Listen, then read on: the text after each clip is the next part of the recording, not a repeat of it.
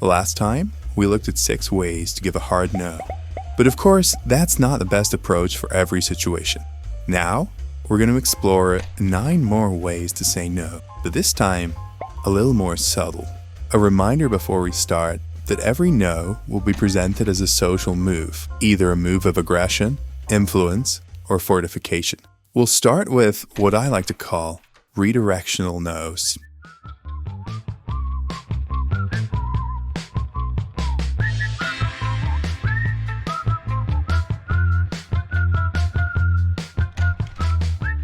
The redirect is about compromise rather than outright rejection. There's a rule in stage improv that you never say no, you just redirect. Many situations in life are like this. Sometimes a hard no is rude or jarring, but that doesn't mean you have to be a pushover. So when you know that you're not happy with what has been asked of you, but you don't want to break the flow of collaboration, take a positive step and redirect to an alternative. All that this requires is some initiative and positive emotion to make your case. The derail is also a redirection, but without the compromise. This is a move of aggression. You're suggesting something entirely unrelated to what was asked of you and turning the tables on the asker. Now, this can be a playful move, but sometimes people do this because they feel hurt or angered by the initial request, but feel unable to say it directly. So think about whether this move is really what you want, because you may just anger the other person without communicating how you feel. Redirectional no's have an important role to play, because in some areas of life, hard no's can damage collaboration.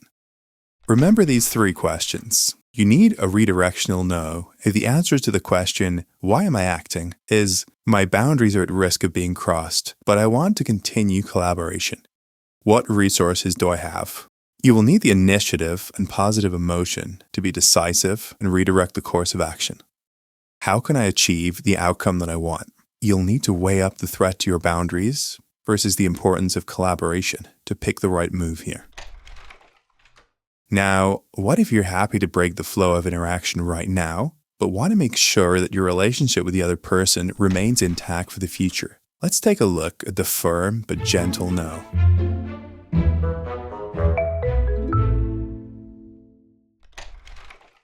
The lick is about killing with kindness.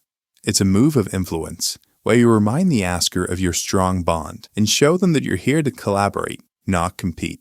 The idea here is that a show of kindness softens the other person and makes them rethink their behavior. This may be the right action in some situations, but it depends very much on the goodwill of the person you're interacting with. This is a firm no in the sense that it's a refusal to comply with the request. But it's about as gentle as a firm no can be, so just make sure this isn't the only move you have. The woof and wag translates to, I've clearly acknowledged your request. I'm definitely saying no, but it's all good, no harm done, and I don't mind that you asked. It's a balanced, firm but gentle no that requires stability, positive emotion, and clear communication. The shake and wag translates to, it's not ideal that you asked. I'm definitely saying no, but let's move on and not fall out over it. It's a balanced, firm but gentle no that requires stability and positivity. The firm but gentle no's are some of the most practical no's available and represent the best approach for a range of situations in life. To use these moves effectively, take care to address the question, what resources do I have? All of these moves require you to show positive emotion, which doesn't come naturally to everybody.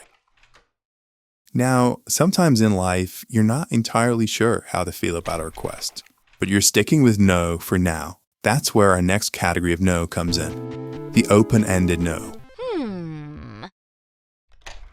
The side eye roughly translates to, I understand what you're offering, but I think I could hold out for something better.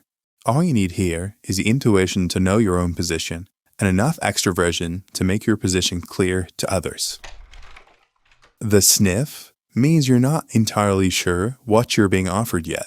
So it's a no for now, but you're open to finding out more. Again, the key here is having the self-awareness to assess whether or not you really are happy to find out more. The sigh communicates that now is not the time to ask, but nothing is being decisively ruled out for later on. The intended outcome here is that the requester stops asking for now, but feels free to try again at a later time. So why dedicate 3 of the 9 moves to what basically amounts to, I'm not sure? Well, partly it's to highlight the potential perils of this type of no. Let's focus on the question, what outcome do I want?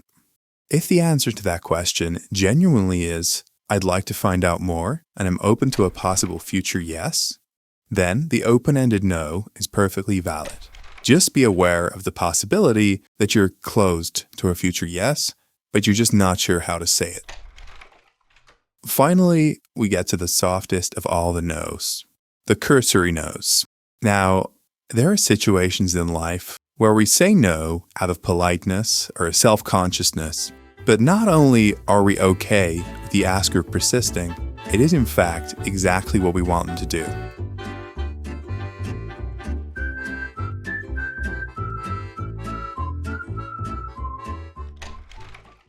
The "can I really" is the no that desperately wants to be a yes. To play this move effectively, of course, the no needs to be gentle enough and with a smile or glint in the eye that says, please ask again, I really would like to play Wonderwall. So we've been on quite a journey from the hardest of no's to the softest. Human communication has many dimensions, so in order to ensure that other people are catching the same ball that we're throwing, it's useful to go beyond verbal content alone and think of how we communicate in terms of social moves. While you can't always control other people's actions, what you can do is clearly communicate your own position.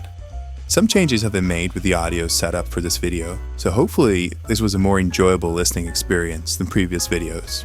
I'm going to ask you to like and subscribe now, and if you don't want to, well, you've got plenty of ways to say it. Thanks for watching. See you soon.